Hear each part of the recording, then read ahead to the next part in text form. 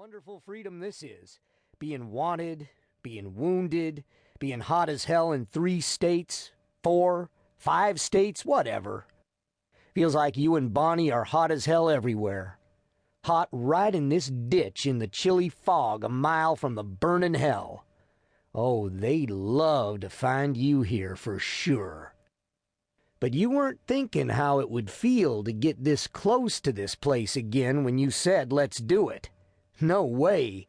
And you weren't thinking you'd be here with this pathetic drug addict Mullins instead of Fultz or Raymond or someone you don't have to watch every second. Someone who's likely to turn rat just for another hit of dope.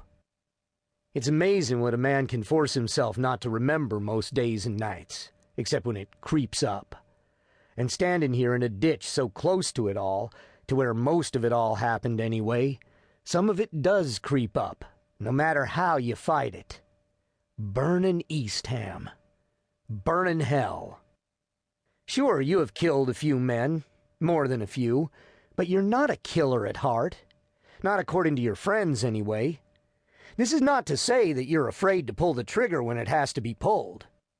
And not to say that you don't like the look of fear in big cops' faces when a gun's pointing their way. If they'd look a little more afraid and not be reaching for their own guns all the time, you tell your friend, the trigger might not need pulling so often. You pull the trigger, sure. It's just that there's no pleasure in it, even when it has to happen. So you're not a killer, right? But when those memories do creep up, you start to think about those guards and their finks, their chains and their bats, and their trusties who will sit on your head while the man, the captain, whips you with the strap. And even worse sometimes is what goes on when the guards aren't around. When those memories creep up, those guys, well, they deserve whatever comes their way. At least as much as you do. The guards at Eastham Prison Farm, some 30 miles north of the main Texas State Penitentiary at Huntsville, hate that fog, but are pretty well used to it. Running the boys out the 2 miles or so to the work site from the building in dim dawn light and fog means riding closer to the jogging squad than the guards want to ride, just so they can see the boys clearly.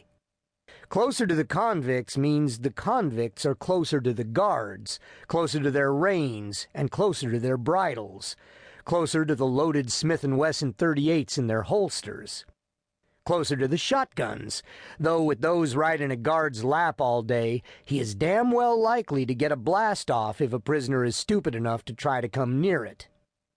Or not. Trouble comes fast in fog.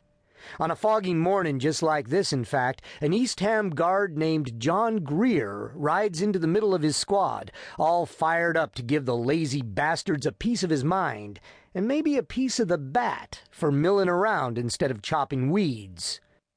Only instead of pistol-whipping some sorry 2-time loser across the side of the head as planned, it's suddenly Greer who is pulled off his horse and passed around a circle of convicts like some Julius Caesar to be stabbed one at a time with homemade dirk knives.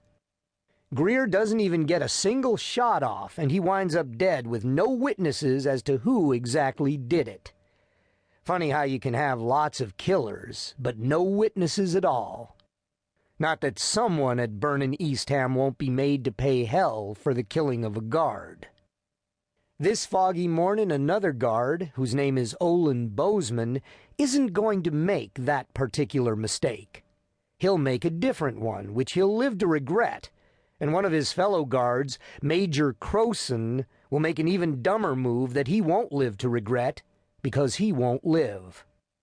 No, as a general rule, the guards don't ever want to be too close to a squad of felons armed with hoes and other tools, not to mention guns snuck in from outside. Guns that the guards know nothing about until the cold barrel is pointed straight at them by a man who may hate them enough to kill them, or may not, but who is desperate to get out by whatever means necessary. But Eastham guards still have to be able to count the boys as they jog along. So the thicker the fog, the closer they have to stay. Seems like counting is most of a guard.